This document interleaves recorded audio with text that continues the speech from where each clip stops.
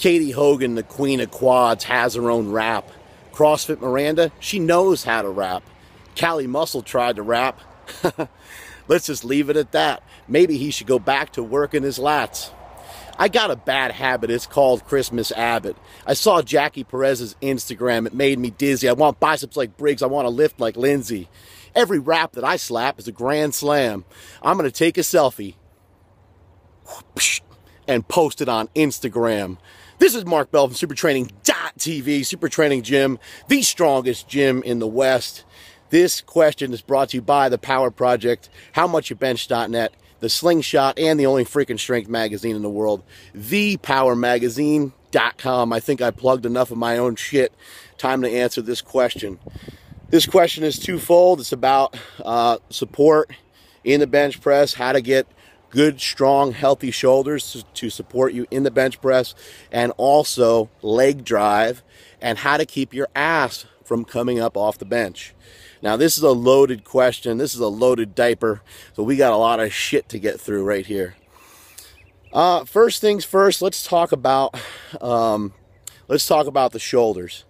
I do believe that overhead pressing, front raises, side raises, rear lateral raises, all these exercises are great, and they're extremely beneficial to assisting you in being able to stabilize your bench press a little bit better. Obviously, external rotation, some rotator cuff stuff. However, I have successfully bench pressed 854 pounds in competition in a bench shirt. I've done 832. That was in multi-ply gear. I've done 832 in single-ply gear. I did an 810 bench in single-ply gear in a full competition at the time. It was the largest bench press in the history of single-ply powerlifting. I've also done a 556 bench press recently at 275, and I also have hit a 545-pound bench press weighing 242. In addition to that, I did a 500-pound bench for a triple weighing about 245 pounds, so double body weight for 3 reps. So I know a thing or two about a thing or two on the bench. Just wanted to shout that out there just to know that, just so you guys know that I got me some street cred. So the reason why I brought that up is that I don't ever really do a whole lot of shoulder work. However, I do a lot of small shoulder stuff. I do a lot of lateral raises. I do a lot of front raises, but I'm not an overhead presser. When I overhead press, for some reason I get a lot of pain right in that front delt area. Why do I have my shirt off? Because I'm jacked and tan. Give me a fucking break here. Anyway, you're going to want to try to work your shoulder in a lot of different ranges of motion. Just because I don't do overhead presses does not mean that it's an extremely effective exercise. I would suggest that one time a week that you dedicate one workout per week towards training your shoulders. It can be after a bench press session, or it could be on its own separate day. But lateral raises especially, I know it seems like a foo-foo exercise, doesn't seem like a whole lot, even with cables and stuff like that, is a great movement. You have dumbbell lateral raises. You have old school shit like running the rack. Remember running the rack back in the day? What happened to that? How'd that become unpopular? That was awesome. You'd grab like a 50 and you'd cheat, or a 60 pounder and cheat. And then you'd go 50, 40, 30, 20, 10. You'd end up with a 10. You couldn't even move. You're just trying to cheat up the 10. That shit's great. But that kind of stuff is going to be great for your shoulders. A little trick that I do that I don't really talk about often, and I don't think I've ever really filmed it much. I think I filmed it once maybe. Is I do some walking stuff. So I'll take the sled and I'll walk with the sled. The sled's behind me. It has 2 straps on it, strap-ons. And I'll grab the straps of the sled and I'll do some forward raises along with some lateral raises. I'll kind of alternate back and forth. How often do I do that? I just do it here and there as needed when the shoulders start to feel fried. But I used to do it back in the day. It's important for me to talk about what I used to do and how I got to a certain point, rather than just talk to you about the point that I'm currently at. It's important to tell you how I built the strength to get here in the first place. Is this covering up my head cleavage enough? Dink. There we go. Anyway, Some other things I'll do is I'll just walk with dumbbells. I'll hold some dumbbells like a farmer's walk, except for these dumbbells are extraordinarily light. 5 pounds, 8 pounds, pretty embarrassing. Not something you probably want to do in a commercial gym, but in my gym, you know, I only get made fun of by my own guys. My own guys are a bunch of losers, so who cares? But yeah, I'll walk and I'll do forward raises like yay. I'll do forward raises like yay, thumbs up. I'll do lateral raises. I'll do all kinds of stuff while I'm walking. Why do I do it while I'm walking? You get an additional exercise, and it's just a little weenie exercise anyway. It's a weenus exercise, right? It's not only to do a ton for you, however, it's going to help make your shoulders more stabilirist. Front raises on an incline are fantastic, both facing downward and facing upward. If you can picture that, the leaning back version and the leaning forward version of those. Those are both tremendous for the shoulders. I don't want to get into all the little muscles of the shoulders because I don't really know. I don't really care about them. I don't think it's that important to know it all. I don't really do rotator cuff stuff. And again, just because I'm telling you that I don't do it doesn't mean it's not effective. It can be highly effective. It's just that I choose not to do it. Never really done it. Never really got into it. However, I have horrible shoulder mobility, so that's something to consider.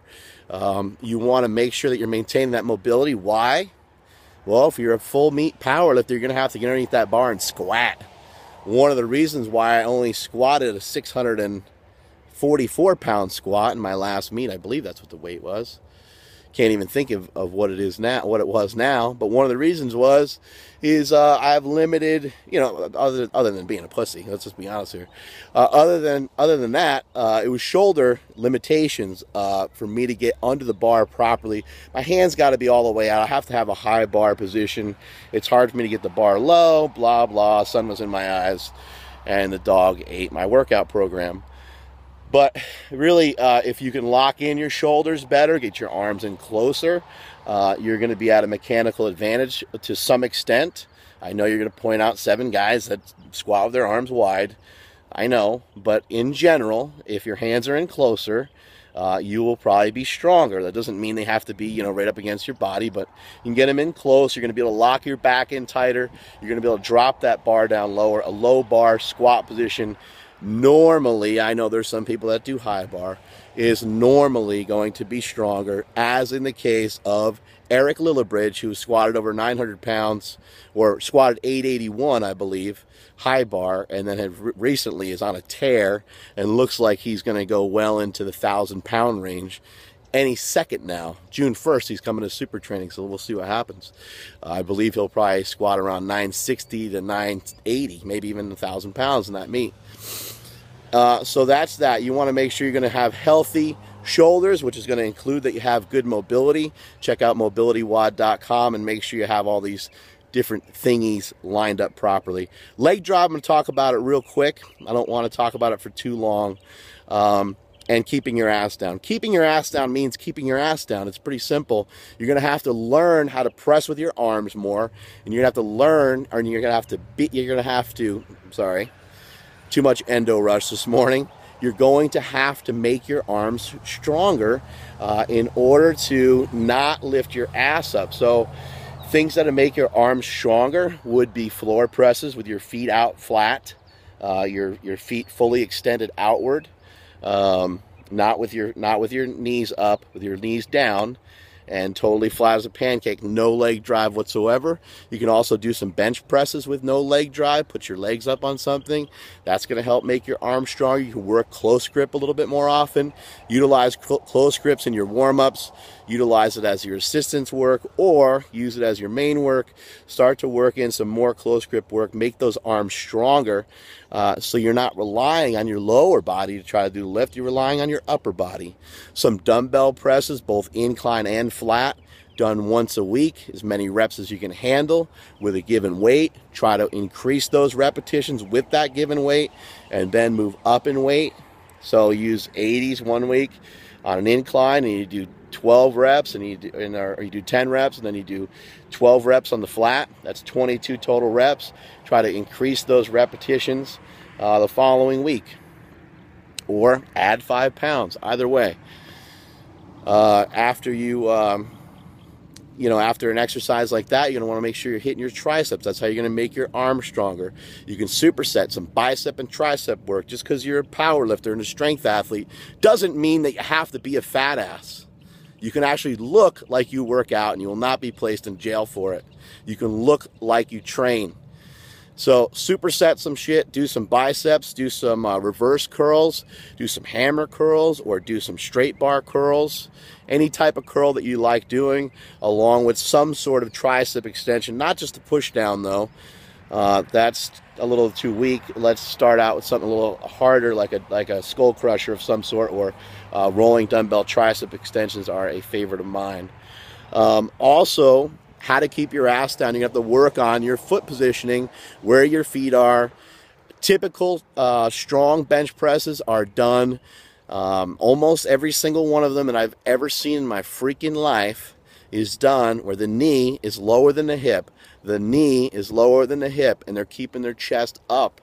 Trying to keep the chest up, the knees lower than the hip. When the knee is lower than the hip, that usually tells you that the quads are already flexed throughout the entire range of motion, which they should be. You shouldn't be releasing them and then flexing them. Okay? The quads should be flexed the entire movement, whether your feet are tucked underneath you or whether your feet are flat. I don't care how you have your feet. But we need to stop having your ass come off the bench. The way that we're going to do that, we're going to flex throughout the entire movement, and that'll help prevent that, along with messing around with where your feet go. Make sure your quads are flexed. Make sure your ass is flexed. Your ass should hurt after you bench press. You should have to wear a belt when you bench press because you're trying to arch your mid back so hard that it's putting stress on your low back. You don't have to physically try to stress and try to arch that lower back too much. You can focus in more on the mid back and to try to keep that chest up. Leg drive is extremely overrated. I want to point that out as well. I did a 515 floor press before I ever even heard the word leg drive. And then it started to become more popular because people are weak on the bench, and people that are strong need to give people weak something to do. And so they invented the term leg drive. Check out my boy from the Alpha Project, Adrian Larson. Talk to that mofo about leg drive. Guy can't put his legs underneath him. He was born with 2 dislocated hips, but he's still a savage. Has the world record, the all-time world record raw bench press at 220 pounds. Is not able to use his legs whatsoever. Now, I'm not saying that you're going to bench more with your without utilizing your legs, but I am saying that it's highly overrated, and you can adapt. Your body can adapt to just about anything, but I would not overstress and overvalue leg drive. To me, leg drive helps with stability.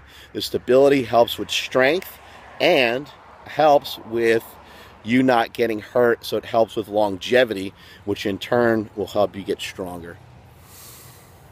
I think that's it. Multiply your hustle and multiply your muscle. Strength is never a weakness, and that is it from supertraining.tv.